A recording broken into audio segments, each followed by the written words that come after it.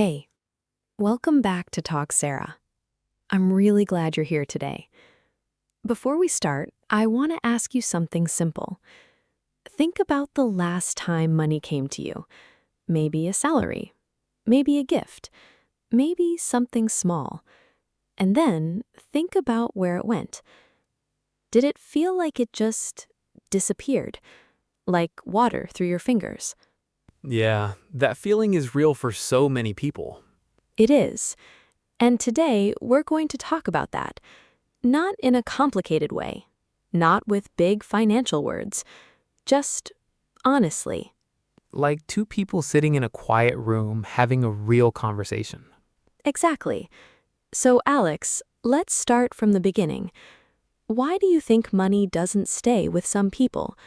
Not because of luck, not because they're lazy, but something deeper. You know, Sarah, I used to think it was just about budgeting. Like if I just tracked my expenses better, problem solved. Hmm, But then I noticed something strange. Even when I had a plan, even when I knew what to do, I still somehow ended up in the same place, month after month. and that's when you started asking a different question. Yes, I stopped asking, what should I do? And I started asking, why do I keep doing this? That's such an important shift, because most advice out there tells you what to do. Save more, spend less, invest early. Right, and those things are true, but they miss something. They miss the inside part. The invisible part, the part nobody talks about. So let's talk about it today. Alex, I want to share something personal first.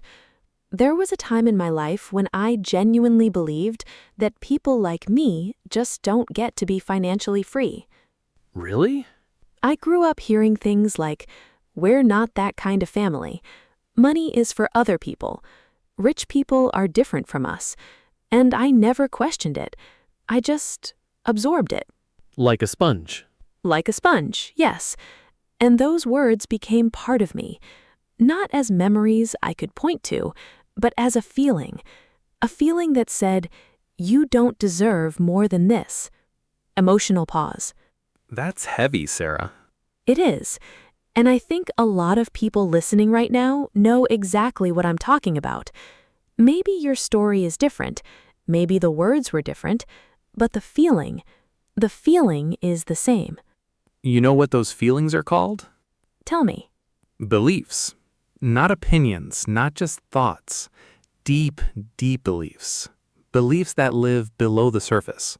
Below what we can even see. Right. And here's the thing about beliefs. They're not chosen. Most of them are given to us. When we're young, when we're small, when we're not ready to question them. When we just trust everything we hear. Exactly. A child hears something 10 times, 20 times, 30 times, and it becomes truth for them. Not because it is true, but because it repeated. Repetition builds belief. Yes, and one big moment can also do it. One shocking experience. One painful thing that happens, and your brain says, remember this. This is how life works. So by the time we become adults, we already have this whole library inside us. A library of beliefs about money, about health, about love, about what we deserve. And we walk through life reading from that library, without even knowing it. Without even knowing it. So the question becomes, how do we find out what's in that library? That's the real work, and it's uncomfortable, honestly. Why uncomfortable? Because you start to realize some of the beliefs you have were never yours to begin with. They belong to someone else, a parent, a teacher, a community, someone who meant well, someone who was trying to protect you. But protection can sometimes become a cage. Yes, a very gentle cage, one that doesn't feel like a cage at all. It just feels like reality. That's beautiful and sad at the same time. Most real things are, I think. Okay, so let's make this practical. Let's say someone is listening right now and they're nodding. They recognize themselves in what we're saying. What do they do first? The first thing is just noticing. Not fixing, not changing anything, just noticing. Can you explain that a little more? Sure. So imagine you're about to make a financial decision. Maybe you have some money saved, and there's this voice inside that says, spend it now before something happens to it. Oh, wow. I've heard that voice. Most people have. But instead of just following that voice automatically, you pause and you ask, where is this coming from? You become a little bit of a detective. A very kind detective of yourself. I love that.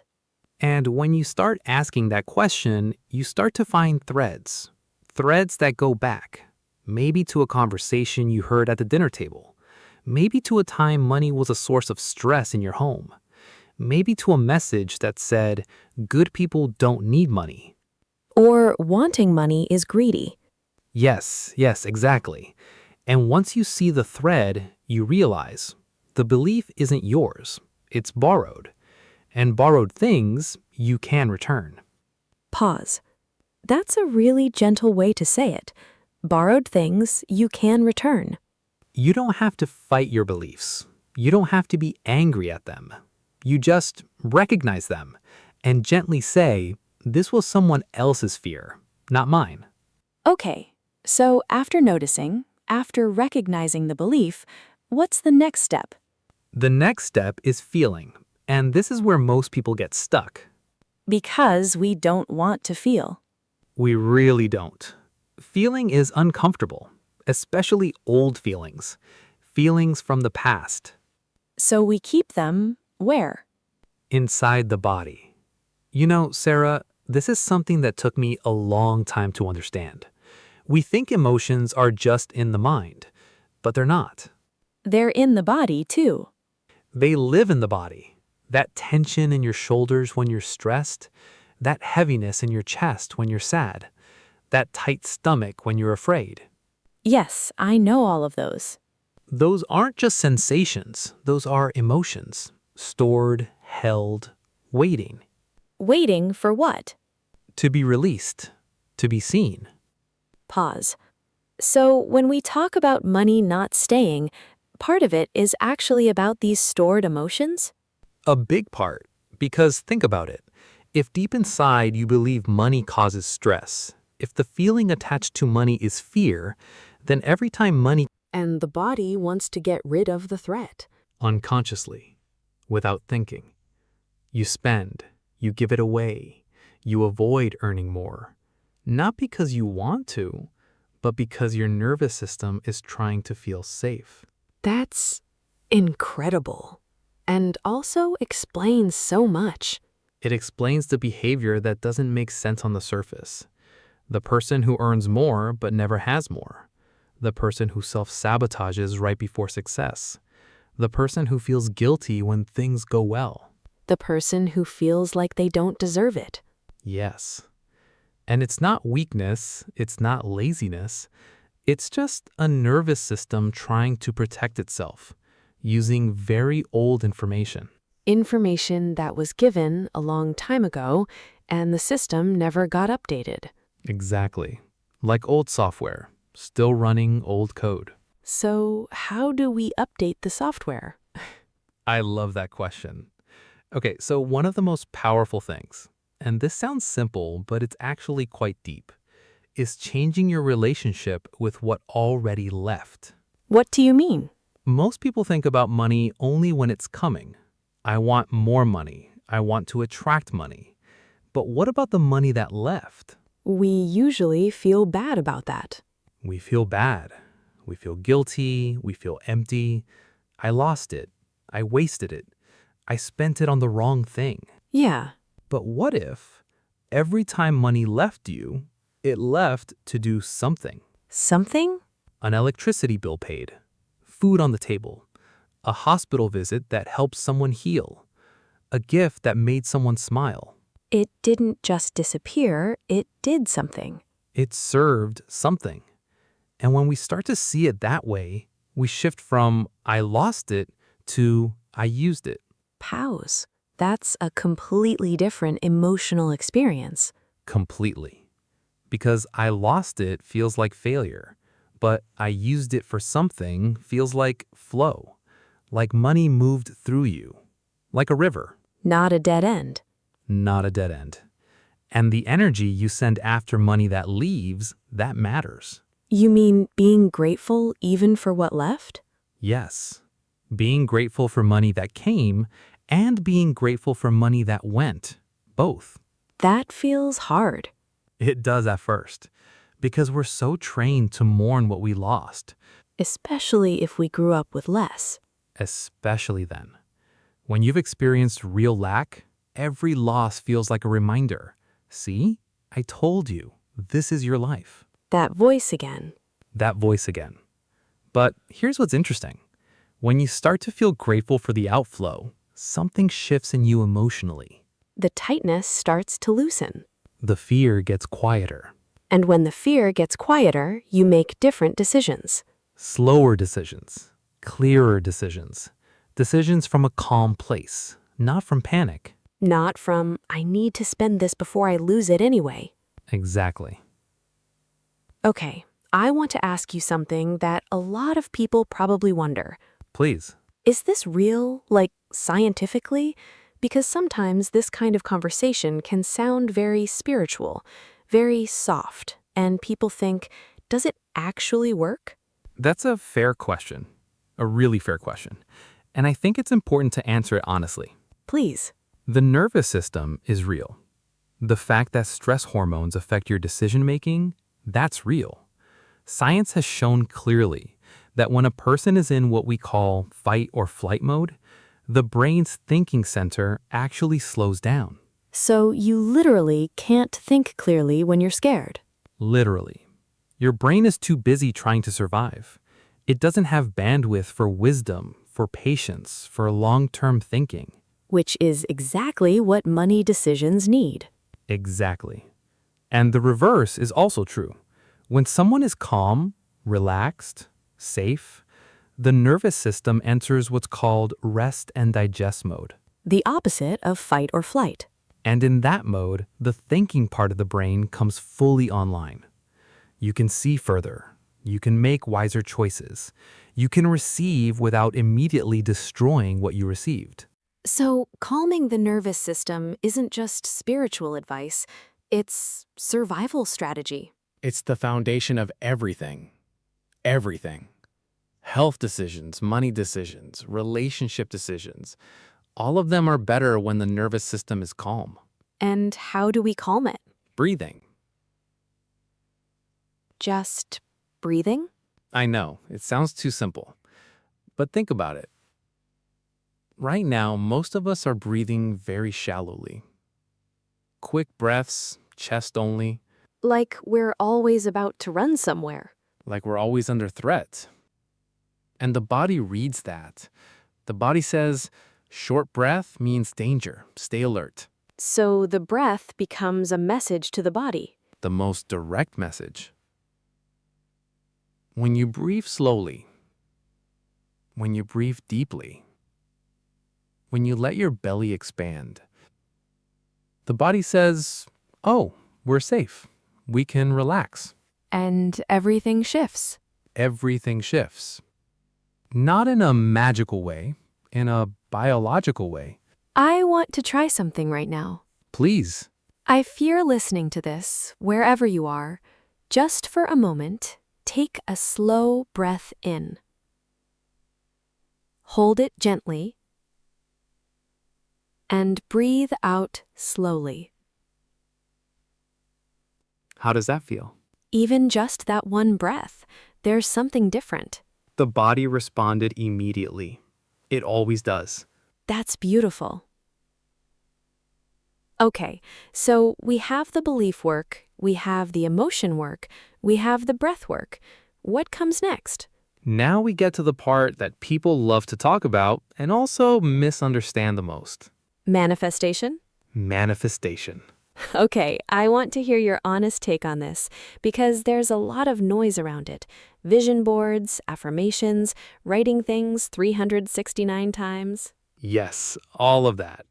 And I'm not going to say those things don't work, But but they only work under one condition. One very specific condition. What is it? Your emotional state when you do them. Can you say more? Okay, let me paint a picture. Someone sits down with their vision board. They look at their dream car, their dream home, and they say, I want this. I want this so much. Yeah. What is the feeling underneath those words? Wanting? Wanting, which also means not having. Oh. Every time you say, I want, you're broadcasting to yourself, I don't have. So the vibration underneath the desire is actually lack. Is lack, yes. And you attract what you are, not what you say, not what you write, not what you pin on a board, what you are inside. So if I'm walking around feeling lack, You attract more experiences of lack, no matter what words you use, no matter how beautiful your vision board is. that's why some people do all the right things and still nothing changes. Exactly. Because the doing is external, but the being is internal. And the universe, or life, or energy, whatever word feels right for you, only responds to the internal. Kuwaiti. So the question is not, what do I want? The question is, what do I feel like right now? And who am I being right now? Okay, but this raises a really honest question. How do you feel happy and secure and grateful when you genuinely don't have much right now?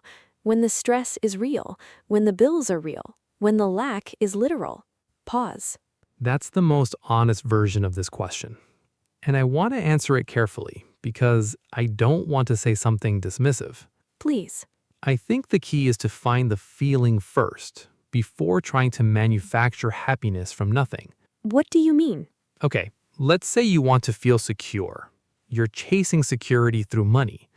But security, as a feeling, does it only come from money? No. Where else have you felt secure? Sitting with my grandmother when she would make tea and we would just sit. Nothing happening, just sitting. And in that moment, I felt completely safe. no money involved. No money at all. So the feeling of security is accessible to you right now through memory, through presence, through breath, through a cup of tea with someone you love. That's so simple. It is simple, but we've been trained to believe that the feeling only comes after the achievement. When I have the money, I'll feel safe. When I lose the weight, I'll feel confident. When she comes back, I'll feel loved. But the feeling is available now. Always available now. And when you access the feeling first, you start operating from a different energy. And that energy changes what you do and what comes to you. Yes, it's not magic, it's emotional physics. Emotional physics. I like that. Okay. So let's bring this all together.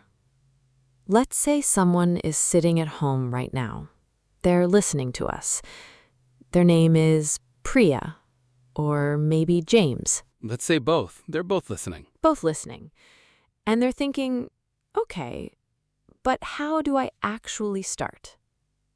What do you say to them? I say start small. Please, start very, very small. Why small? Because when we try to change everything at once, we fail at everything. And then we feel worse than before we started. And give up entirely. And give up entirely. But if you do one small thing and you complete it, your brain gives you a little reward, a little sense of, I did it. And that builds. That builds. So step one, just write one belief you have about money. Not a list, one. Just one. The first one that comes. Don't think too hard. Maybe it's money is always hard to get. Maybe it's I always end up broke somehow. Maybe it's people like me don't get rich. Whatever comes up first. Write it down. And then ask, who taught me this? Not to blame them. Not to blame them, just to see. To see that it came from somewhere. And it's not a law of the universe. It's a borrowed story. And you can write a new one. Step one. One belief, one honest look. Step two, feel what that belief makes you feel. Not in your head, in your body. Where do you feel it? In the chest? In the stomach? Wherever it is, just notice it. Name it. I feel tight here. I feel heavy here. Give it a name. And then do something physical. Move your body. Dance, walk, jump, whatever feels natural, for as long as you can, until you feel tired. Until the body is exhausted. And then sit quietly and write. Just write. Whatever comes out. Don't read it while you write. Just pour it out. And then Destroy it. destroy it. Tear it, burn it, delete it. Whatever feels right to you. The symbolic act of letting go. Because you've attached your emotion to that paper. And when you destroy the paper, part of the emotion goes with it. Not forever, not completely, but you've started the conversation with yourself. You've made space. You've made space. And into that space, you plant the new feeling. Step 3. What do you want to feel instead? Not what do you want to have? What do you want to feel? Safe. Loved. Enough. Yes, write that. And then ask, when have I felt that before? Even once, even briefly, And return to that memory? return to it. Live in it for a few minutes. Let your body remember what it feels like. Because the body doesn't know the difference between memory and present moment. Not when you're fully in it. Not when you're feeling it truly. So you're literally training your nervous system. To live in a new emotional state. A little bit every day. And the mental movie idea, that's part of this too, right? That's the beautiful part. Once you've found the feeling, you build a small movie in your mind. Not a fantasy, not wishful thinking. A genuine, detailed picture of your future self. What does that look like? Close your eyes and see yourself 1 year from now. What does your morning look like? How do you feel when you wake up? What do you see around you? The details matter. The details make it real to the brain. Because the brain doesn't distinguish between vividly imagined experience and actual experience.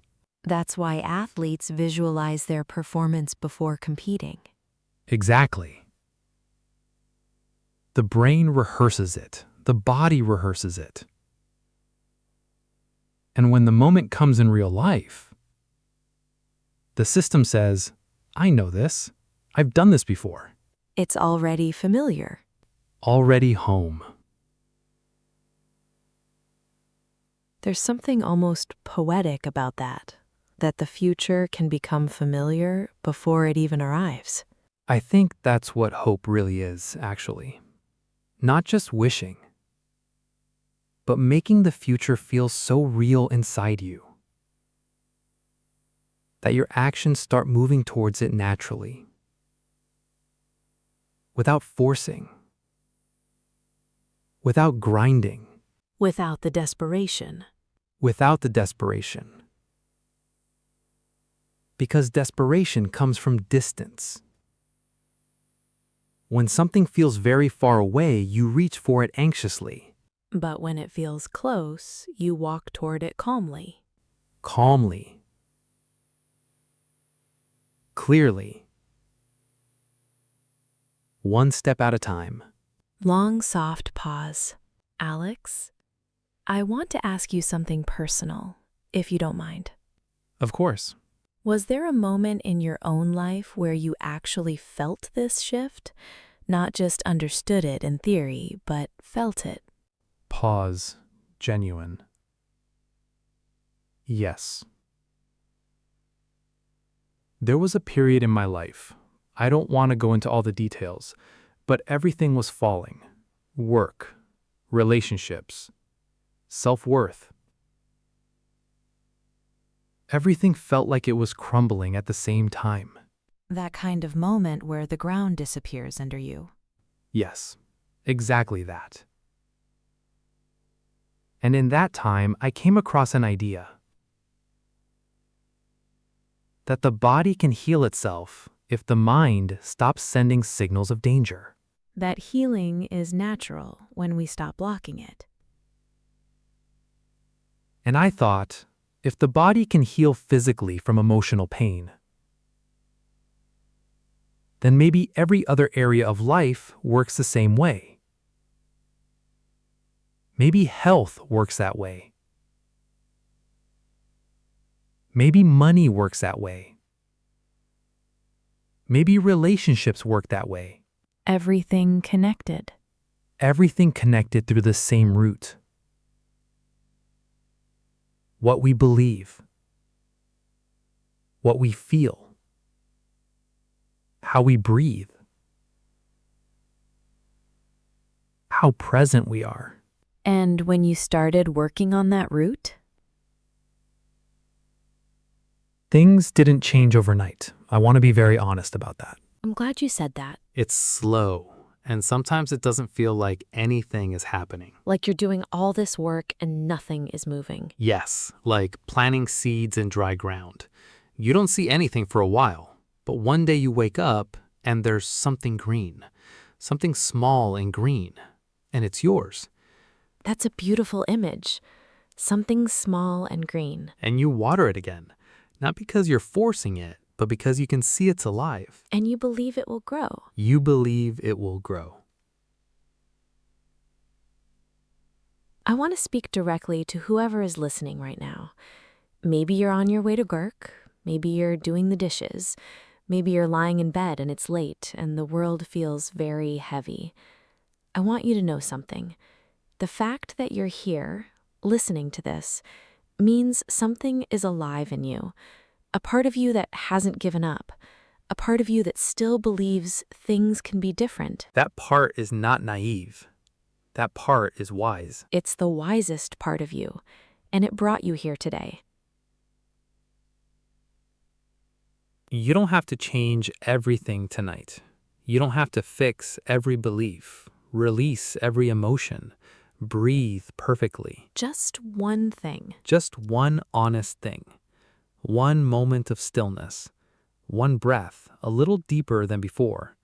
One question asked with genuine curiosity. Where did this belief come from? That's enough for today. That's more than enough.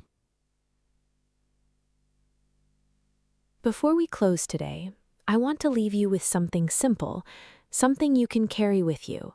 A question, not to answer right now, just to sit with. The question is, what feeling am I actually chasing?